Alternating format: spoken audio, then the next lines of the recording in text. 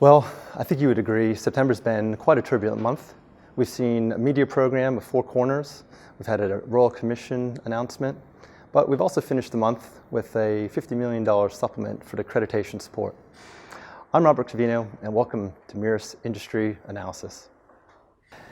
Well, following the industry supplement for the accreditation support, ADS overall has reached an unprecedented 179 a day. This is led by the private operators at about $191 ADS, with the not-for-profits at $172 a day. Occupancy also trended upwards for the month of September. We have the not-for-profits leading at 92.9% with occupied beds, and the private operators at about 91.6% of their occupied beds. Overall, the industry has about 92.5% of their beds occupied for the month of September. Claiming activity was a bit mixed as well for the month of September. We saw total act fee claims for not-for-profits at around 8.9% of overall claims being submitted.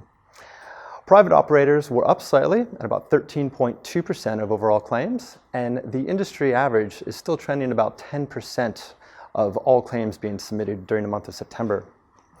When we look at voluntary activity, though, that is also trending up across all 3 cohorts. The not-for-profits are about 3.3% of their total claims being voluntary claims. The private operators were leading at 4.4% of overall claims, and that was up about 0.87% from last month. And the overall industry is traveling about flat, about 3.6% of total claims, but it was up about 0.29% of total voluntary act fee claims being submitted during the month of September. The total average age of claims outside of a 12-month period seemed a bit of a mixed bag as well. Not-for-profits declined slightly, with about 35.5% of their total claims being greater than 12 months old, where the private operators and the overall industry average declined slightly, with private operators having about 22.5% of their total claims older than 12 months, and an industry traveling at 31.3% of their total claims being older than 12 months. The admission data that we look at is around the average act fee of new residents compared to the average discharge act fee. With that, we're looking at how close providers can manage within a $20 a day variance from the average discharge to the average incoming act fee. Not-for-profits are at about $24.9 on the average act fee, and that is slightly up since previous month by about 49 cents.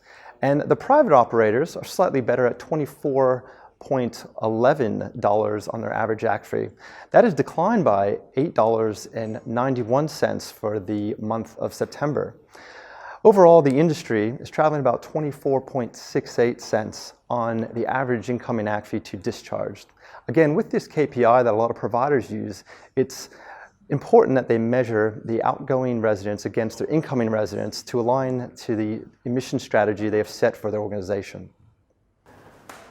Overall trends in the complex healthcare domain of act fee saw also a bit of an incline across the pain management procedures. When looking at pain management procedures, we look at the 4B claims across all types of providers. Overall, the not-for-profits did grow slightly to 44.36% of their overall claims are utilizing a 4B procedure. The private operators are leading at about 48.83% of overall claims utilizing the 4B procedures, and the overall industry is still traveling about 46.89% of the overall 4B procedures utilized. Within the complex healthcare domain, we did see Procedure 5 trend downwards over the month of September. Procedure 5 relates to tertiary care or repositioning for residents that cannot self-ambulate or confined to bed or chair. In this question, we saw that the industry average dropped to 39% of overall claims. However, as an industry ADS of nearly 180, we may attribute this to some recent interpretation changes and validations or other guidance that was imposed upon the industry.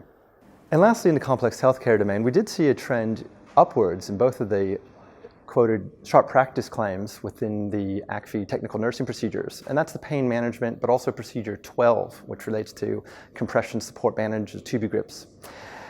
In both of these questions, we saw the industry increase slightly by 0.6% overall in the month of September.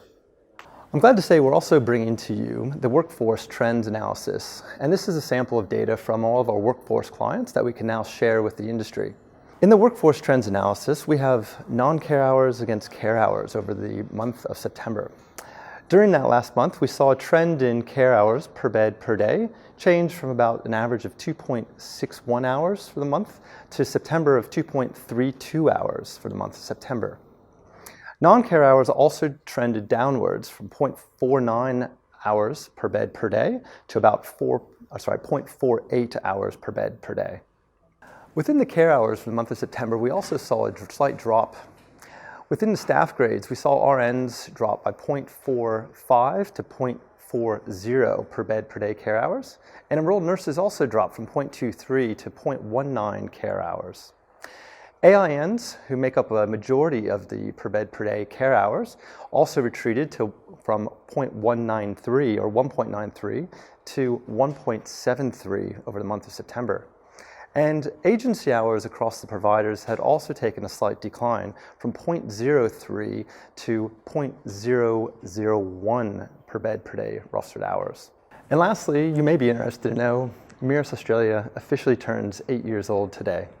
We're a diverse team of cultures, ages, and experiences dedicated to making one thing, the aged care industry, better.